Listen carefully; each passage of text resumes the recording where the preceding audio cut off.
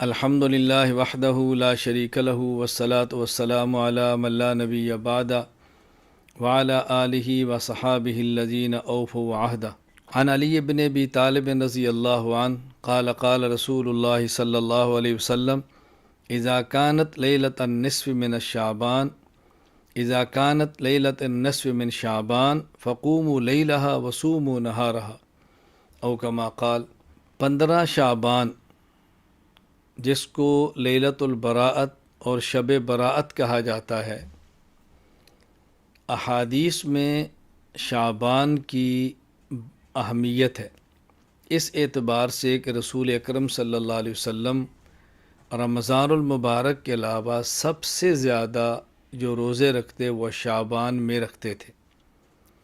اسی طرح رسول اکرم صلی اللہ علیہ وسلم رجب کا چاند نظر آنے پر دعا جب مانگتے تو شعبان کا ذکر بھی فرماتے، اللہم بارک لنا فی رجب و شعبان و بلغنا رمضان، اور رمضان تک اے اللہ ہمیں پہنچا دے۔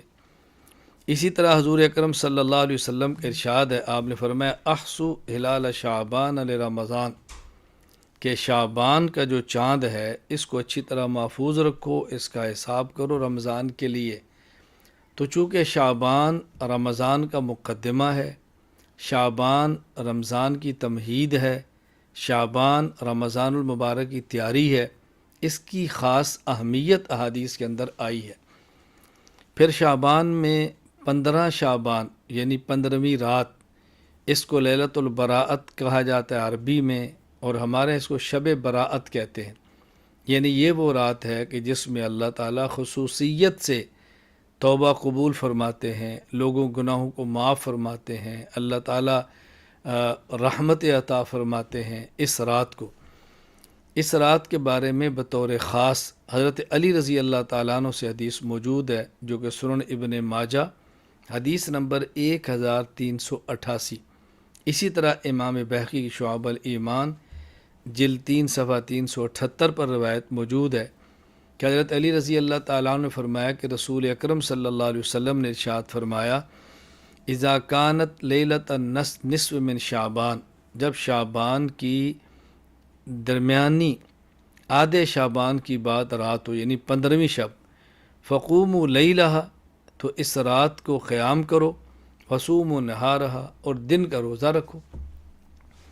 تو 15 شعبان رات کی عبادت اور دن کا روزہ یہ مستحب ہے، رکھنا چاہیے، نہ سنت مؤکدہ ہے، نہ واجب ہے، نہ فرض ہے۔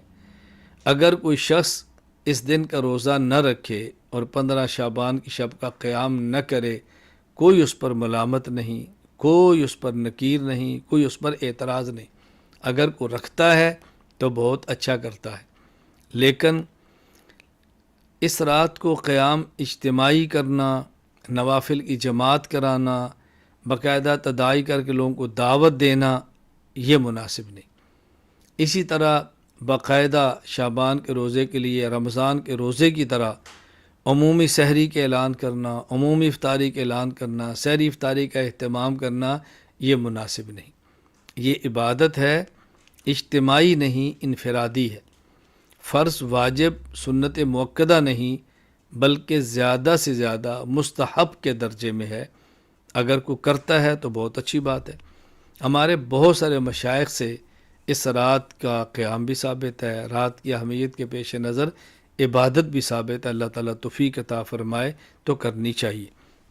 ہاں، ایک بات کا بطور خاص خیال رکھیں کہ بعض لوگ وہ ہیں جن کے بارے میں رسول اکرم صلی اللہ علیہ وسلم کا ارشاد ہے کہ ان کی اس رات بھی مغفرت نہیں ہوتی۔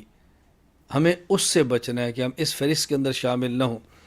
یہ حدیث شعب الایمان للبیہقی کے اندر موجود ہے، حدیث نمبر 3556۔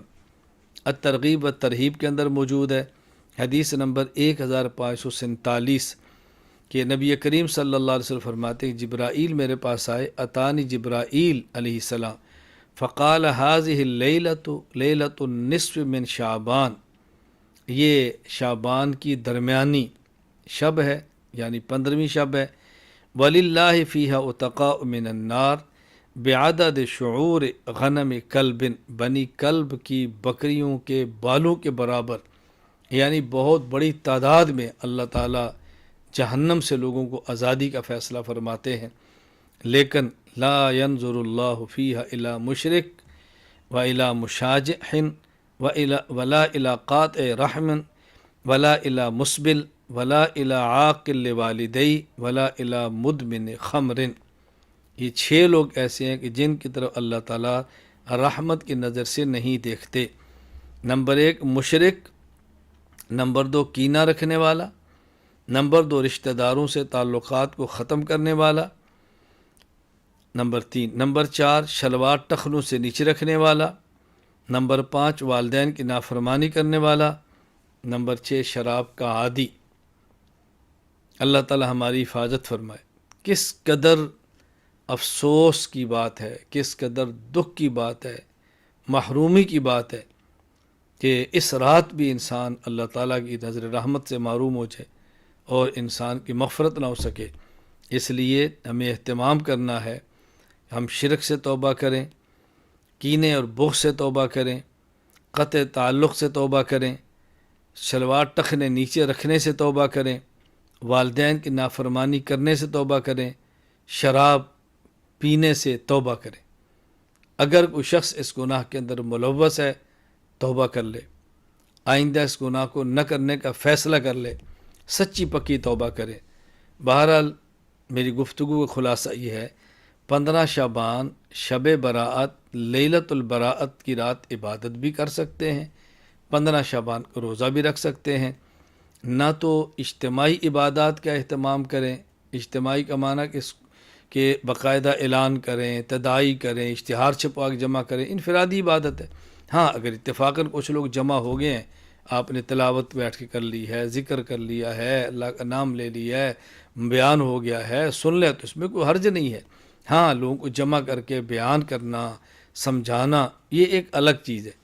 تو عبادت کرنے میں حرج نہیں ہے، مستحب ہے، کرنی چاہیے، لیکن اس کو ضروری نہ سمجھیں، خاص کھانے نہ پکائیں، اور جو عبادت کا اہتمام نہیں کرتا اس کو مجرم نہ سمجھیں، غلط نگاہ سے نہ دیکھیں، اور توبہ کا بہت زیادہ اہتمام کریں۔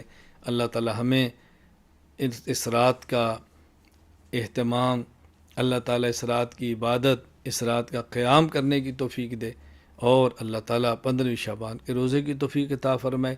ہاں یہ کر لیں کہ سب سے بہترین بات عشاء کی نماز جماعت کے ساتھ پڑھیں، اس کے بعد کوئی گناہ نہ کریں، کچھ تلاوت کریں، ذکر کریں اور سو جائیں۔